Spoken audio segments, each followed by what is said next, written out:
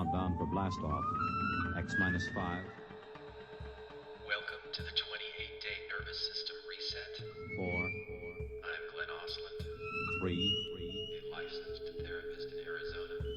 2. And if you're one of my clients, this series has been specifically designed to support you outside of our sessions. X minus 1. It uses binaural audio beats to guide your brainwave states into a healthy, sustained, natural calm. Fire. What I am doing with this little series in the 28-day nervous system reset podcast world is taking old-timey radio programs that are in the public domain to give the mind something interesting to listen to while the body silently creates pathways of calm.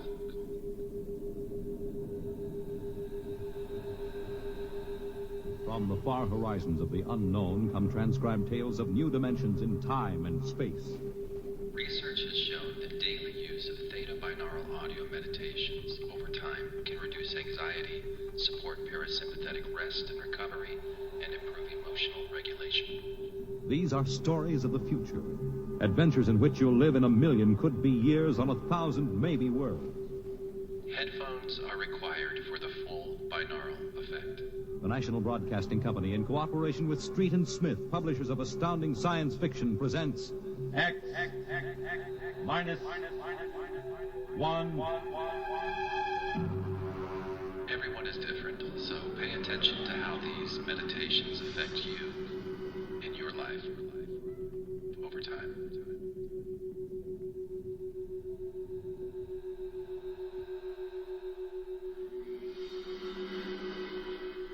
Tonight, Universe.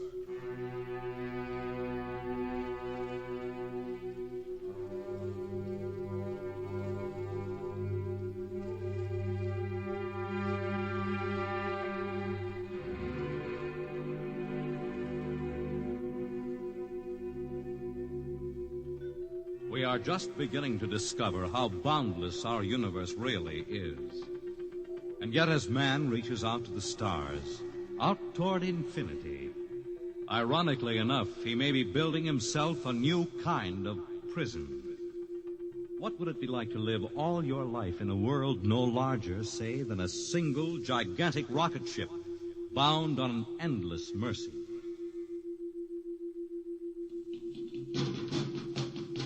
Hugh, look out! You all right? Yes, just missed me. What was it? Mutant with a slingshot, I think. Must have dashed down that passageway. Want to go after it? Oh, we'd never catch it, Alan. Probably 12 decks above us by now. I didn't think they ever came down this far. Trolls usually get them before they reach this level. They get more daring each generation. This would look like a female. Male or female, it might have killed us. I told you this trip was pure foolishness, climbing 24 deck levels to hear a crazy old man rave. All right, Alan, we're almost there now. Let me see, compartment X15, level 24. This is the place. This area smells as if it hadn't been visited by a sanitation crew for generations. This part of the ship is almost deserted. Is this the compartment of John the Witness? Who are you? My name is Hugh Heinlein, cadet from Scientist Barracks. This is my friend Alan Mahoney. What do you want of John the Witness? Only to talk? Are you a believer in John? Naturally. I have heard that there are those among the younger scientists who doubt the word of John. To doubt is death. We're not heretics. Ah, enter.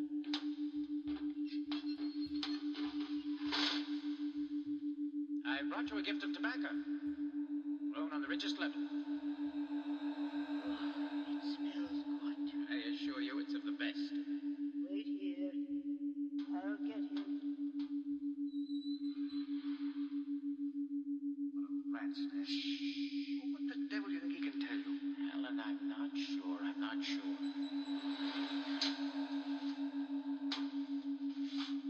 Well, Are you John the Witness? I am. Good evening to you. I'm Hugh Heinlein. This is my friend Alan Mahoney. What brings a gentleman of the scientist class to my humble compartment? I've heard that you and your parents before you have been keepers of the legend of the ship. Since Jordan gave the word. I'm anxious to hear the word as Jordan spoke it. Why? Because our young scientists, well, among them there have been some who talk against the word. There are regulations against such heresy. Still, some of them say the ship has no purpose. They say that we are here accidentally, that we have no more grace in Jordan's eyes than the most deformed mutant who dwells in the highest level of the ship. What shall I say to you? Well, I wish to hear the word from the mouth of one who knows, in order that I may become more convinced. Sit. You have a gift for the witness? The finest tobacco. Good. I will dim the lights.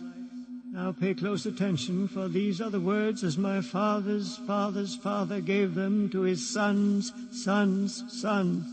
This is how the ship came into being, how our people were created. In the beginning there was only Jordan, thinking his lonely thoughts.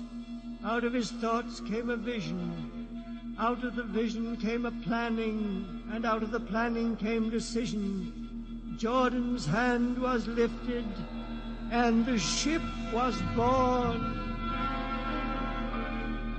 Mile after mile of good compartments, tank after tank for golden corn, ladder and passage, door and locker fit for the needs of the yet unborn. He looked on his work and found it pleasing, made for a race that was yet to be.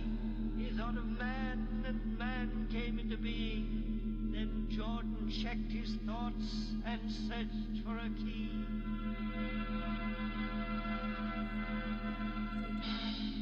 Man untamed would shame his maker. Man unruled would spoil the plan. So Jordan made the regulations, and order came to the works of man. A crew he created to work at their stations, scientists to guide the plan. Over them all he created captain, made him judge of the race of man. Thus it was in the golden age. These are the true words? As my father's father taught them. But what of the strange beast-like people on the upper levels of the ship? Surely Jordan did not create them. Jordan is perfect. All below him lack perfection. You have heard of the legend of Huff? I have heard that he mutinied against Jordan. Darkness swallowed the ways of virtue. Sin prevailed upon the ship. And before wisdom prevailed in the bodies of Huff and his followers were fed into the converter, some of the rebels escaped and lived to father the mutants. They are tainted with the sins of their fathers. Witness, one more question. Speak. What is the ship? The ship is a great sphere, 25 kilometers wide and 100 levels deep. I know that, but the upper levels. Regulations forbid us to venture into the upper levels, but it is said that beyond the levels of the mutants lies the forbidden place where Jordan's spirit prevails. So I've heard, yet something troubles me. Something which prompted my coming here. Yes, my son. What lies beyond the ship? What? What lies beyond the ship? This is heresy. Answer me. I will not permit such talk. The ship is complete. The ship is universal. The ship is everywhere. The ship is endless. Your mutterings are those of a frightened old man. They answer nothing. You question the word. I think you lie. Hear me, Mr. Hoyland. For what you have already said, I can have your body fed into the converter. Your soul launched on the endless trip. You threaten me. You, for Jordan's sake. Do you think I fear this dried fig of a man? You! Sir, my friend is impetuous. He does not understand. I might be persuaded to forget. Why, you on the side of this so-called holy man of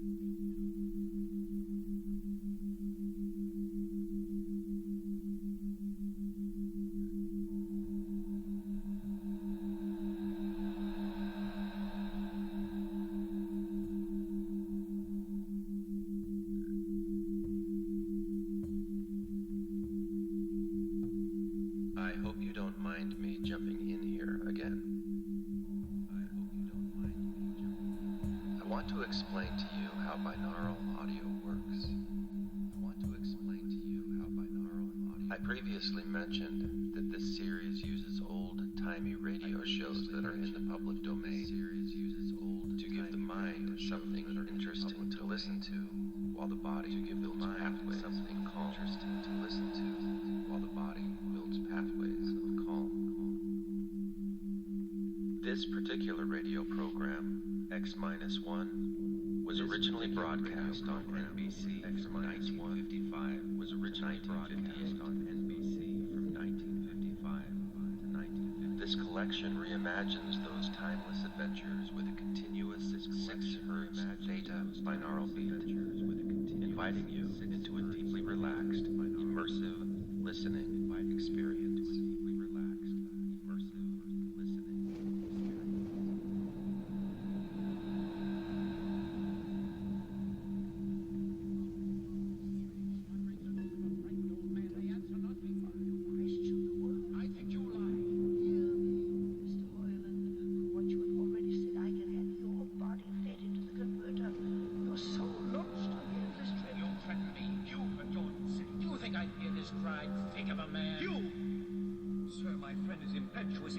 He does not understand. I might be persuaded to forget substantial gift. Why, you pig? Alan, come on. The sight of this so-called holy man offends me. You shall not leave. Don't try to frighten me with that gun, old man. Remain where you are, heretic. I warn you, put down that gun. No, closer. Drop it. Very well, then. Death to the heretic. Alan, get him. Alan. He's not breathing. Is he dead? I don't know. Come on, Hugh. We've got to get out of here. Right. Nowhere. We can't go back. They'd feed us into the converter before we could even... What's that? An alarm. That old woman must have turned it in. Come on, Alan. The patrol will be here in no time. Where can we go? Yes, where? The upper levels. No, the mutants. We'll have to take our chances. Come on, Alan. Let's go. Listen, that's the patrol. Come on, we've got to climb. There's a hatchway down the corridor. Right, quickly. Oh, early fire! Alan, up ladder. Up. Come on, Alan. Come on.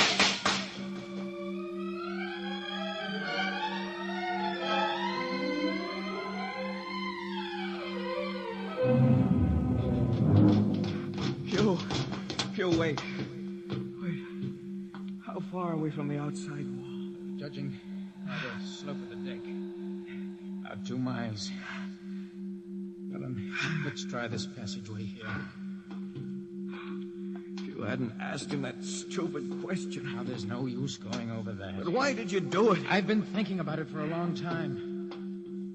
He began to give me those stupid, tight answers. And I just saw red, I guess. Who are you to question the ways of Jordan? When you asked me to go with you to visit the witness, I thought you wanted spiritual help. I never I'm dreamed. sorry, Alan. I'm sorry. I couldn't foresee this. Wait a minute. What? I saw something move. Where? Near that bulkhead. I don't see anything. Maybe my eyes are going bad. Listen! You behind us! Alan, look out!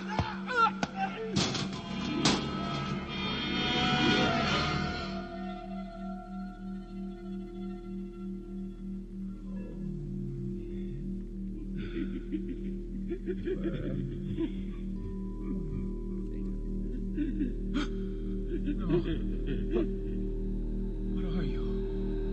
Give me that knife. Keep away from me, you. Who are you? Forgive my friend Bobo.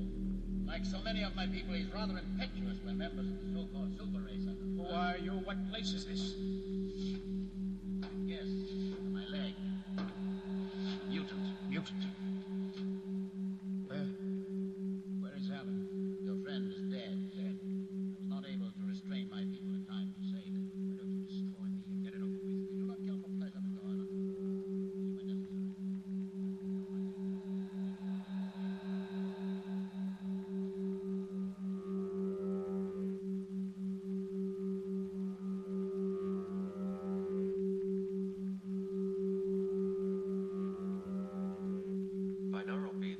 by presenting a slightly different tone in each ear. In this case, 220 hertz in your left ear, 226 in your right.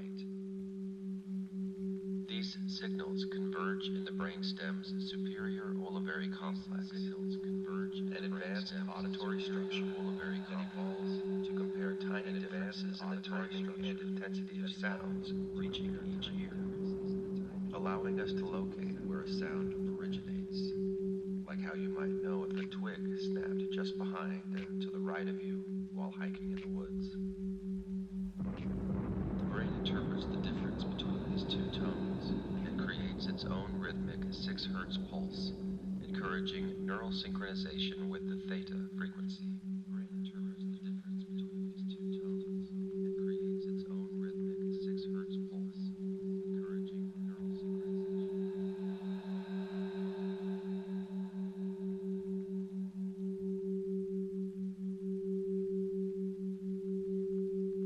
Not able to restrain my people in time to say that why don't you destroy me and get it over with? We do not kill for pleasure, Mr. Heinlein. Only when necessary. You know my name? Read your identification. Who are you? Mutants can't read. My name is Gregory. Gregory. I'm a leader of my people. You see, although we are unfortunate in our heredity, Mr. Heinlein, many of us are quite intelligent. Why do you live like animals? We'd rather live like free animals than like regimented slaves, as you do. I've heard you practice cannibalism. Undoubtedly, you hear many things about us. You turn your head. Why? That monster. I've never seen a creature like him. Bobo is an unfortunate. He was born without the power of speech. How can you tolerate such a monstrosity? You've learned to live with the difference. We began to destroy our imperfects as you do on the lower levels. There will soon be no one left. It violates the regulations. The word of Jordan You know, states Mr. specifically Heinlein, that... your people are really quite primitive and barbaric. You dare say that to me? I dare say a good deal more. Let us go to my compartment and speak further. I'm always interested in information of the lower levels. I'll give you no information. Bobo. No. Mr. Heinlein in my cabin, please. Why did you go quiet, Mr. Heinlein? Bobo has a hatred of superior beings, which is unfortunate. I understand. Proceed.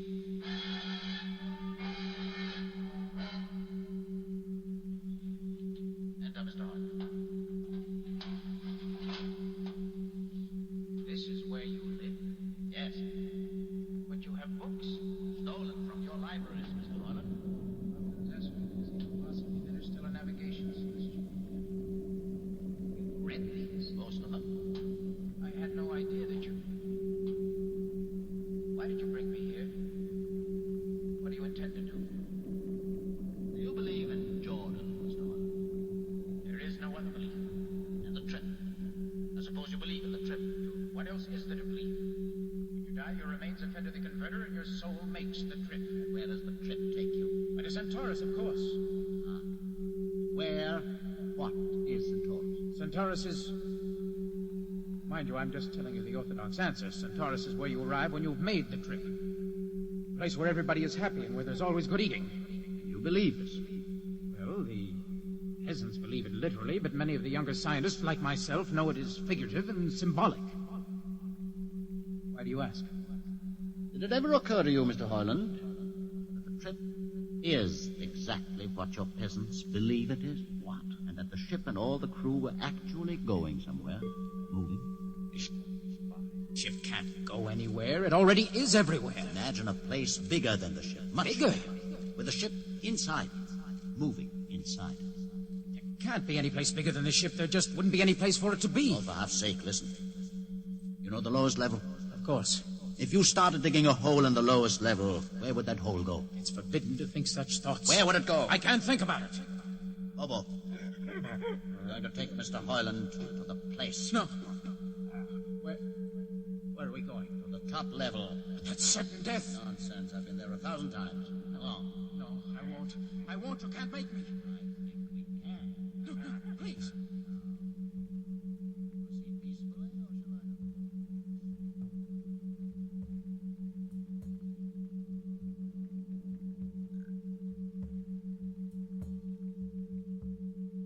Research indicates indicates that regular binaural beat listening in the theta range can reduce anxiety and the body's stress hormones, increase mental focus, and support the vagus nerve through improved high-frequency heart rate variability, a marker of parasympathetic regulation and relaxation. Repeated listening strengthens these neural circuits, supporting ongoing myelination in more efficient signaling.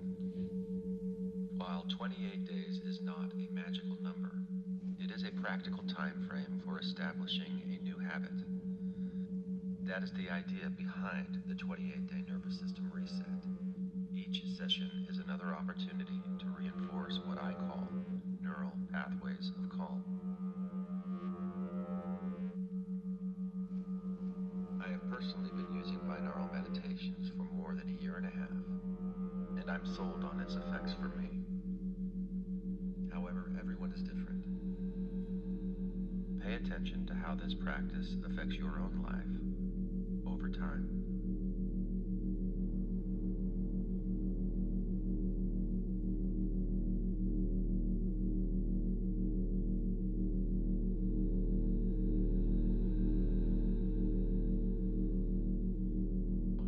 If you started digging a hole in the lowest level, where would that hole go? It's forbidden to think such thoughts. Where would it go? I can't think about it. Bobo, you're going to take Mr. Hoyland to the place. No. Where are we going? The top level. That's certain death. Nonsense. I've been there 1,000 times. Come on. No, I won't. I won't. You can't make me. I think we can. No, please. Will we proceed peacefully, or shall I have Bobo persuade you?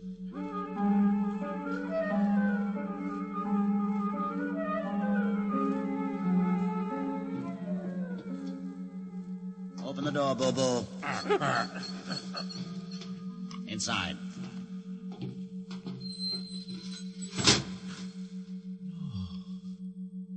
What place is this?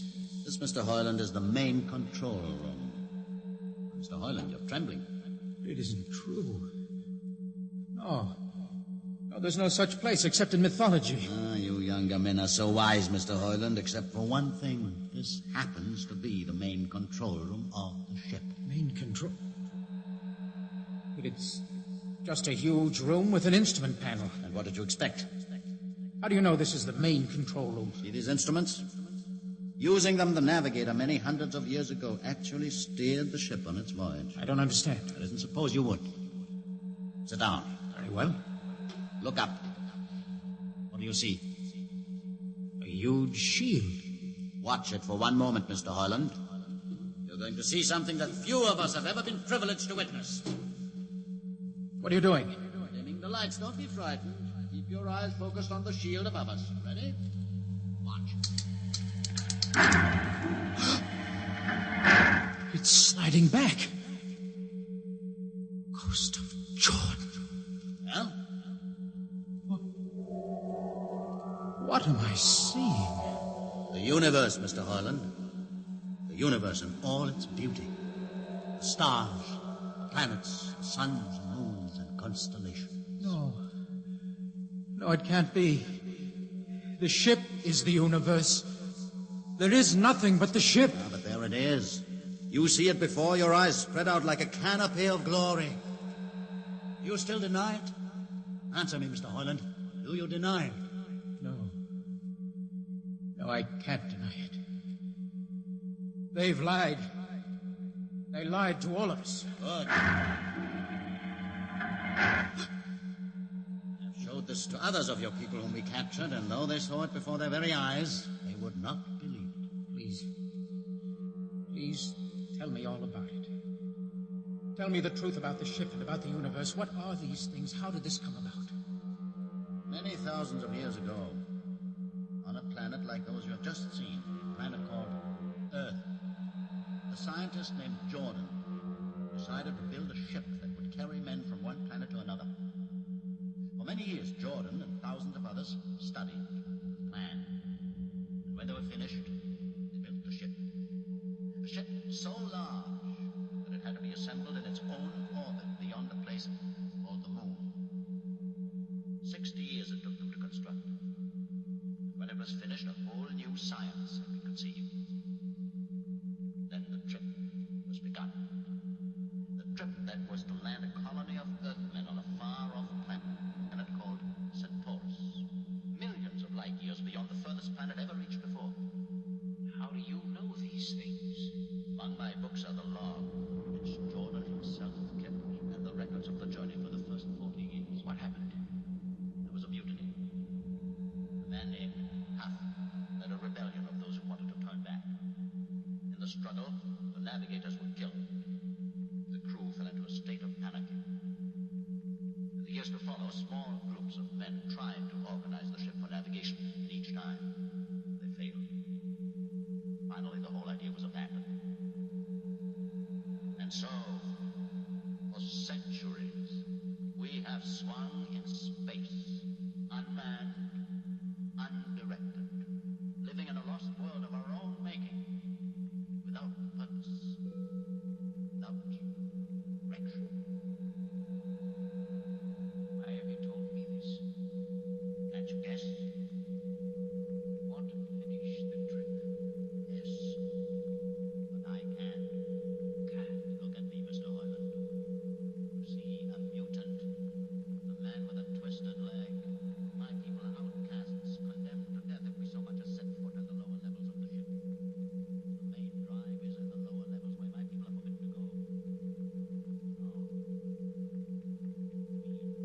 the ship. The main drive is in the lower levels where my people are forbidden to go. No. It means that both our people have to work together. What differences encouraged rather than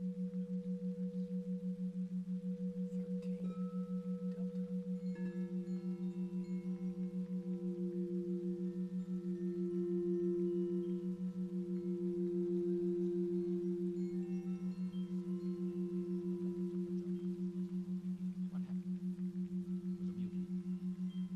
A man named Huff led a rebellion of those who wanted to turn back. In the struggle, the navigators were killed. The crew fell into a state of anarchy. In the years to follow, small groups of men tried to organize the ship for navigation, and each time they failed. Finally, the whole idea was abandoned. And so, for centuries, we have swung in space, unmanned, undirected, living in a lost world of our own making, without purpose, without direction. Why have you told me this? Can't you guess? You want to finish the trip? Yes, but I can't. You can't. Look at me, Mr. Hoyland. You see a mutant, a man with a twisted leg. My people are outcasts, condemned to death if we so much as set foot in the lower levels of the ship. The main drive is in the lower levels where my people are forbidden to go. No. It would mean that both our people would have to work together. Our differences encouraged rather than denied. All right. I'll see the captain himself. I have an uncle on the central board. I'll tell him what I've seen here. And do you think he'll believe you? Send one of your people with me. That's asking a good deal. I'm risking a good deal by going back. Very well. Bobo will go with you. Bobo? He can't talk. There will be no need for talk. I will write a message guaranteeing safe conduct for a group of unarmed scientists to visit the main control room. Bobo will take you safely through our territory. What happens when you reach your own level is up to you.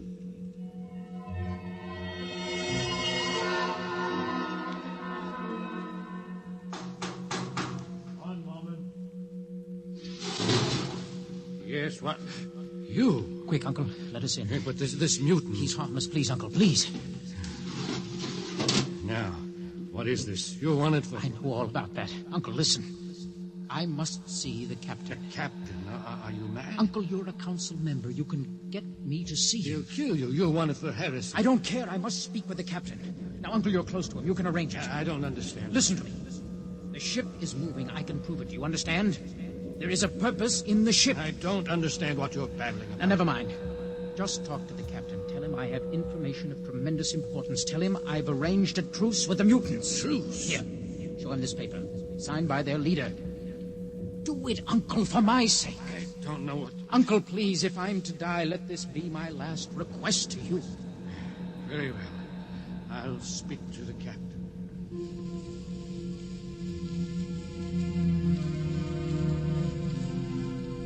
And you say, Mr. Hoyland, that you saw this with your own eyes? I swear it, Captain. I swear it on the word of Jordan. Let me see the paper again. Commander Erst, what do you think? I don't know, sir. It might be a trick. I guarantee you safe conduct. If these things are as Mr. Hoyland reports them, it would pay to risk a few lives. The man is a convicted heretic. Still, we must not discount his word. He has a safe conduct, and the mutant risked its life coming with him. I think we might investigate. Captain, you mean you will do it? I will have an expedition outfitted. Dismissed, Mr. Hoyland. Thank you, sir.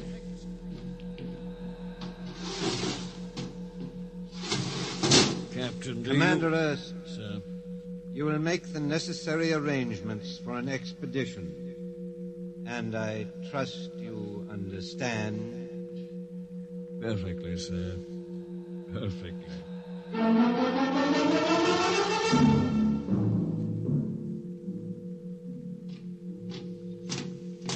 Lieutenant. Mr. Hoyland? Well, you better halt your men here. This is the spot. Patrol! Halt! Well, I see no welcoming party of mutants. There'll be none. Their leader will meet you inside the main control room. Don't say. Just where is this main control room? Beyond that door. See. All right, man. Ready up. Lieutenant, why do you ready arms? In case of ambush. Ambush? Wait a minute, Lieutenant. What are those men doing with that ray gun? Just aiming it at the door. Are you mad? No, Mr. Hoyland, but most certainly you are to think that we could be lured up here to be slaughtered with a fantastic story about some mythical control room. Guns ready, sir. Lieutenant, I warn you, these people have acted in good faith. You can't break that faith. Oh, mutant! Come out! For Jordan's sake, Hold it. Lieutenant. Quiet. Come. Mutant! Open the door!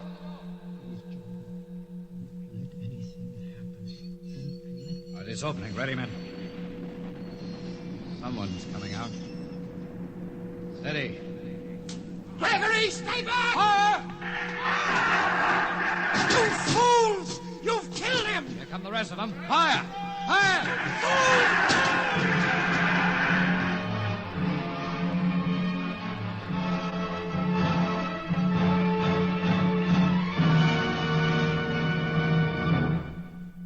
That should teach them a lesson they won't forget. All right, men, inside the room.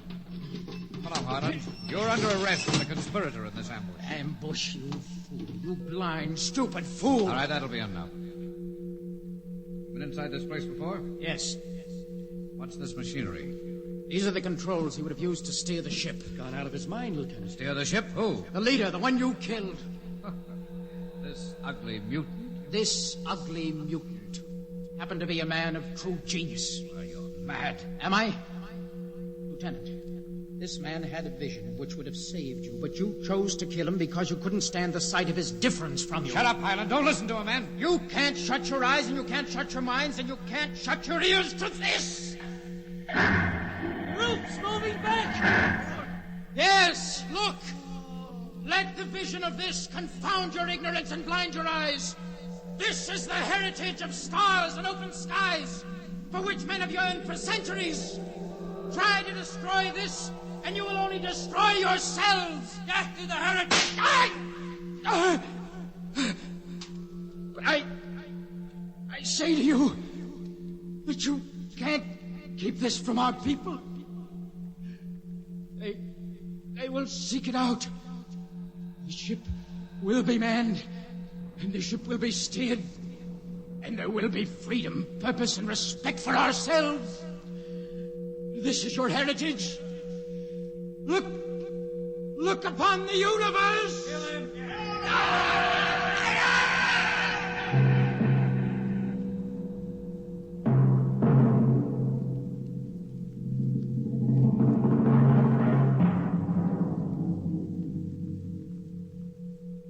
X-1 has just brought you Universe, a story written by Robert Heinlein and adapted for radio by George Lefferts. Heard in the cast were Donald Buca as Hugh, Peter Capell as Gregory, Bill Griffiths as Alan, Abby Lewis as the woman, Edgar Staley as the witness, Jason Johnson as the uncle, John Seymour as the captain, and Ian Martin as the lieutenant. Your announcer is Fred Collins. X-1 is directed by Fred Way and is a transcribed NBC Radio Network production.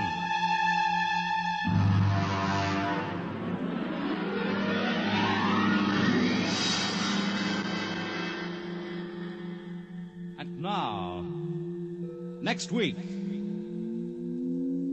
we have a strange story to tell.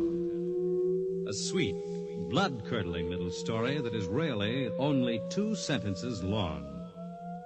The last man on Earth sat alone in a room, and then there was a knock on the door. What knocked on that door? You'll find out next week on X-1.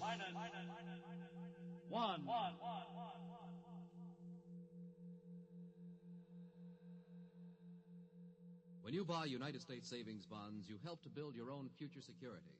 Here's an opportunity to save systematically for long-range personal objectives. So invest